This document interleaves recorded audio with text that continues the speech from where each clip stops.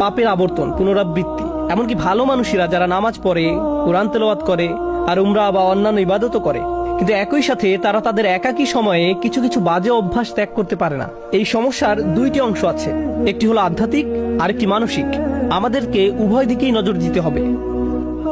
আমি মানসিক দিকটি নিয়ে শুরু করতে চাই, কারণ বেশিরভাগ সময়ই যখন এই ধরনের আলোচনা হয় তখন আমরা মানসিক দিকটিকে গুরুত্ব দেই না, শুধুমাত্র আধ্যাত্মিক বিষয়ে কথা বলি। এই কারণে আমি মানসিক দিকটি নিয়ে কিছু কথা বলতে চাই। আপনাকে এটা বুঝে নিতে হবে যে মনোবিজ্ঞানে একটা পরিভাষা হলো ট্রিগার।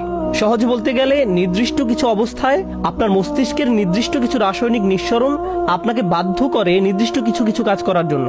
একটা উদাহরণ দিচ্ছি, ধরুন কোনো এক তরুণ অ্যাকশন মুভি দেখছে এবং মুভির মধ্যে এক পর্যায়ে কোনো সুন্দরী মহিলার ছবি চোখে পড়লো। মুভি পজ করে সে আরো বেশি খারাপ কিছু মনোযোগ দিয়ে দেখলো এবং এভাবে তার ভিতরে এই অভ্যাস গড়ে উঠল। সম্পূর্ণ মুভিটির জন্য এমন হয়নি, এটি হয়েছে মুভির একটা দৃশ্যের কারণে যা তার মনকে ট্রিগার করেছে।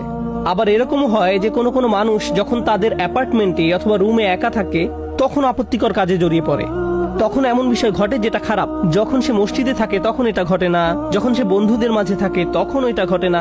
এ ব্যাপারে প্রথম উপদেশ হলো, আপনাকে প্রথমে এটা শনাক্ত করতে হবে যে একাকী থাকার কোন সময়টিতে আপনি পাপ কাজে জড়িয়ে পড়েন, আপনি কোথায় থাকাকালীন এটা ঘটে, কোন নির্দিষ্ট সময় এটা ঘটে। আর আপনি যদি এই সমস্যা ঘটার স্থান, সময় এবং পরিস্থিতিগুলোকে শনাক্ত করতে পারেন, তখন আপনাকে এই পরিস্থিতিগুলোকে পরিবর্তন করার চেষ্টা করতে হবে। আপনি একজন যুবক, ইন্টারনেটে যেসব খারাপ জিনিস পাওয়া যায় তা নিয়ে যদি আপনার সমস্যা থাকে, অর্থাৎ আপনি যদি ওই সকল বাজে জিনিস দেখার অভ্যাসে থাকেন, তাহলে আপনার ল্যাপটপ, মোবাইল রান্নাঘরে রাখুন, যাতে আশেপাশে আপনার মা, আপনার বাবা সবসময় চলাচল করেন। এগুলো আপনার রুমে রাখবেন না। আর অভিভাবকদেরকে বলছি, ঘরের মধ্যে এই জিনিসগুলোকে দৃশ্যমান স্থানে রাখুন। এগুলো আমাদের সন্তানদেরকে ধ্বংস করে দিচ্ছে। এখন আসুন এই সমস্যার আধ্যাত্মিক দিকটি আলোচনা করি। মানুষের জন্য এটা স্বাভাবিক যে সে তওবা করবে এবং পুনরায় সেই পাপ করবে, কারণ আমরা খাত্তাউন। আল্লাহ রাসূল সাল্লাল্লাহু আলাইহি সাল্লাম আমাদের বৈশিষ্ট্য বর্ণনা করছেন, খাতিউন নয়, কুল্লু বানি আদামা খাত্তাউন।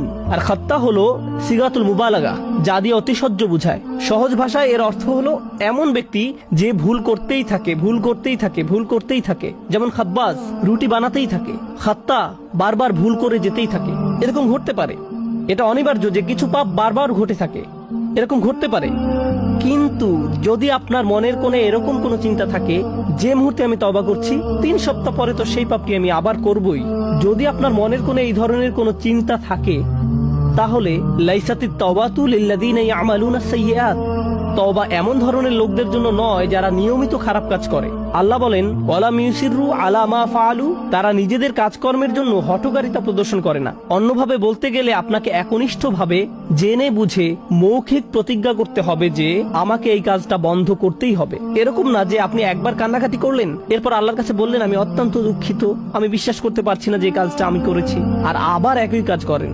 আপনাকে উপায় বের করতে হবে যে কিভাবে এর থেকে পরিপূর্ণভাবে মুক্তি পাওয়া যায়। নিজের সাথে ঐকান্তিক প্রতিজ্ঞা। আর আপনি যদি নিজে নিজে এটা করতে না পারেন, বন্ধু বান্ধবের সাহায্য নিন, এমন মানুষদের সাহায্য নিন যাদেরকে আপনি বিশ্বাস করেন। আমি জানি কখনো কখনো এটা বিব্রতকর, কিন্তু আমাদের সবারই মাঝে মাঝে পরামর্শেও বা সাহায্যের প্রয়োজন হয়। আপনি যখন বুঝতে পারেন যে এরকম ঘটছে বছরের পর বছর আর আপনি এটা ত্যাগও করতে পারছেন না, এটাই সঠিক সময় কারো কাছে সাহায্য চাওয়ার। এ কারণেই বর্তমান সময়ে উম্মার জন্য মানসিক এবং আধ্যাত্মিক কাউন্সিলিং অত্যন্ত প্রয়োজন, এবং এত বেশি সংখ্যক পারিবারিক কাউন্সিলিং প্রয়োজন যে এটাকে বলা যায় উম্মার জন্য অত্যাবশ্যকীয় বিষয়গুলোর একটি, কারণ এটা মানুষের কাছে শান্তি